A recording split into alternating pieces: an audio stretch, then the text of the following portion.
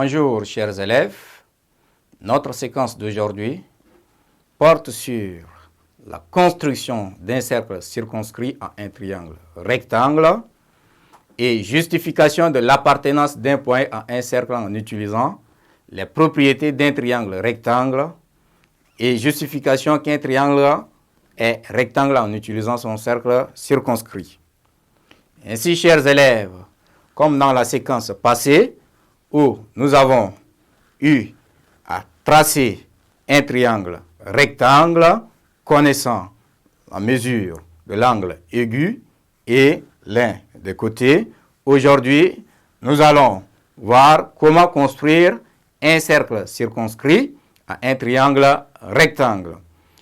Alors, chers élèves, à l'issue de cette séquence, vous serez capables de construire le cercle circonscrit à un triangle rectangle et ensuite de justifier l'appartenance d'un point d'un cercle en utilisant les propriétés d'un triangle rectangle. Donc, ici, nous allons aborder la construction du cercle circonscrit à un triangle rectangle. Ainsi, chers élèves, comme vous voyez, nous avons notre triangle ABC qui est rectangle en A. Donc, ici, la première des choses, vous tracez votre distance AB, où vous allez avoir la distance AB. Une fois tracée la distance AB, vous prenez votre rapporteur pour pouvoir repérer l'angle au niveau de B. Si cet angle est de 45 degrés, là, vous tracez une autre distance qui représente le rayon de votre cercle. Et ce rayon est un peu plus grand par rapport à votre distance. Donc, à base de votre compas, vous allez maintenant positionner. Voilà ici, ça c'est la distance AB. Vous avez ici la distance AB. Et ensuite, de positionner maintenant un point O sur votre hypoténuse, c'est-à-dire la droite BC représente l'hypoténuse, c'est-à-dire c'est le grand côté du triangle. Donc, vous prenez le milieu de votre hypoténuse et vous placez le point O. Donc, maintenant, à partir de ce point, vous prenez votre compas, vous positionnez au milieu du point O. Donc, essayez maintenant de tracer votre cercle qui va passer par les différents points du triangle A, B, C.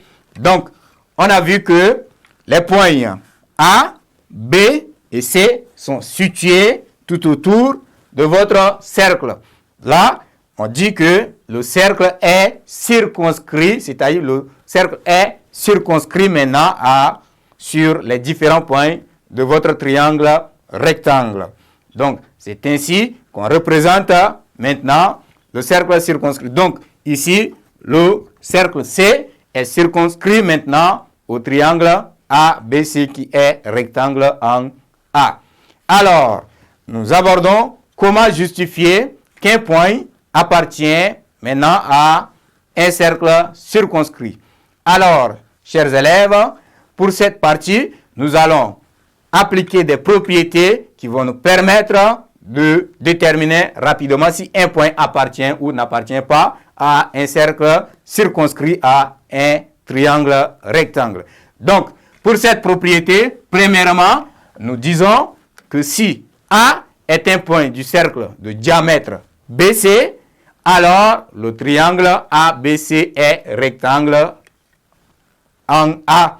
Donc, voilà, vous avez ici votre diamètre, c'est-à-dire c'est le grand côté. Le diamètre, c'est 2 fois le rayon. Donc, c'est le grand côté. Alors, si vous avez un point A qui se situe au niveau de votre cercle, alors, vous allez dire que les 3 points juste à poser vous donnent un triangle rectangle. Donc, même si vous positionnez le point A ici, vous allez relier pour trouver au moins votre triangle. De même que à chaque fois que vous positionnez maintenant votre point et que vous trouvez un angle droit, alors vous allez dire que votre triangle est circonscrit à votre cercle. Donc, ici maintenant pour la deuxième propriété, nous disons que si un triangle ABC est rectangle en A, alors le cercle de diamètre BC passe par le point A.